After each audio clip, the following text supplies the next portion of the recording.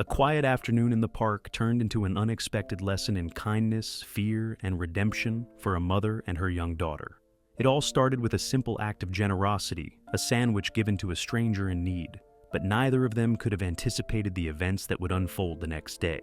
5-year-old Katie was the first to notice him. A homeless man resting on a park bench, his clothes worn and his face lined with hardship. Holding her mother's hand, she tugged gently and pointed.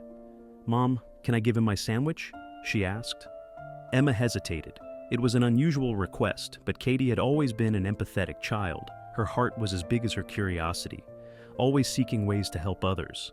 After a moment, Emma nodded. "All right, sweetheart, that's very kind of you." Katie approached the man cautiously, sandwich in hand. He looked up as she held it out to him, his eyes filled with surprise and gratitude. A warm smile spread across his face as he accepted it. "Thank you, little one," he said, his voice rough but kind. Katie beamed. "You're welcome." Emma observed the exchange with a sense of pride, but as her daughter chatted with the man, she turned her attention to her phone, checking emails. If she had been paying closer attention to the conversation, she might have noticed the small piece of paper Katie handed to the man before they left. The next day, as Emma and Katie returned home from the grocery store, a sudden loud knock startled them. At first it was a soft rapping, but soon the knocking became more forceful and urgent. "Who could that be?" Emma muttered, setting the grocery bags down. Expecting a neighbor, she opened the door with a polite smile, only to freeze in place. Standing on her doorstep was the same homeless man from the park. Emma's heart pounded. Fear gripped her as she took a step back. The man met her gaze, but before he could speak, she panicked. Her mind raced with worst-case scenarios. What was he doing here? How did he find them? Before he could say a word, Emma slammed the door shut and locked it. She scooped Katie into her arms and rushed upstairs, her breath quick and shallow. "Mom, why did you do that?" Katie asked, confused. "We helped him yesterday. Why can't we help him now?" Emma didn't answer. Her mind was clouded with fear. All she could think about was keeping her daughter safe. The knocking continued for several minutes before fading into silence. Emma waited for what felt like hours before she finally gathered the courage to check outside. The man was gone. Relief washed over her. But something caught her eye. A small slip of paper had been pushed under the door. Katie, ever curious, picked it up before Emma could stop her. She read it quickly and tucked it into her pocket, her expression unreadable.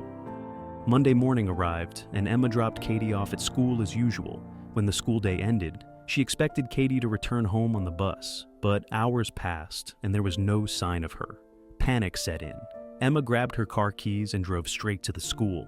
She rushed into Katie's classroom, where her teacher, Miss Wilson, was tidying up. "Miss Wilson, have you seen my daughter? She was supposed to come home 2 hours ago." Miss Wilson looked puzzled. "Didn't your friend pick her up?" Emma's stomach dropped. "What friend?" The teacher's expression shifted to concern. "A gentleman came by to get her. Katie said he was a close friend of the family and showed us a note with an address on it. She even talked about him during show and tell." Emma's pulse quickened. What did he look like? Tall, dark-skinned, well-mannered. He seemed very kind. I even gave them a ride since he didn't have a car. Emma felt the world spin around her. It had to be the homeless man. He had taken her daughter. Without hesitation, she asked for the address and sped off, breaking every speed limit along the way. When she arrived, she found herself in front of a large warehouse. The building looked worn, with people lingering around the entrance. Heart pounding, she stormed inside. The air smelled of unwashed clothes and old food. People sat at long tables, sharing what little they had. Emma scanned the room frantically. "Katie!" she called, desperation lacing her voice. A gentle tap on her shoulder made her whirl around. A middle-aged woman, clean and well-dressed, smiled warmly at her. "Can I help you?" Emma barely held back tears. "My daughter, she was brought here by a man. I need to find her." The woman nodded knowingly. "Ah, you must be Katie's mother. Come with me." Emma followed the woman to the back of the shelter. At a small table sat Katie, happily chatting with the homeless man. Her daughter's face lit up when she saw her mother. "Mom, you're here." Emma rushed to her and pulled her into a tight embrace. She then turned to the man, anger bubbling inside her. "How dare you take my daughter without permission? You had no right." The man looked genuinely shocked. "Madam, I thought you knew. I didn't follow you home. I was invited." Emma frowned. "What do you mean?"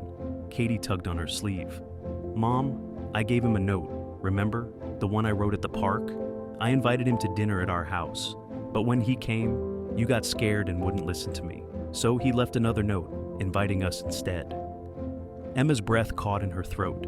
She slowly turned to the homeless man, realization dawning on her. "I'm so sorry," she whispered, feeling ashamed. "I jumped to conclusions. I was scared, and I didn't listen." Benjamin, as the man introduced himself, smiled warmly. "It's okay. Fear makes us see things differently. But Katie saw me for who I really am, not for what I appear to be." Tears welled in Emma's eyes. "Can you forgive me?"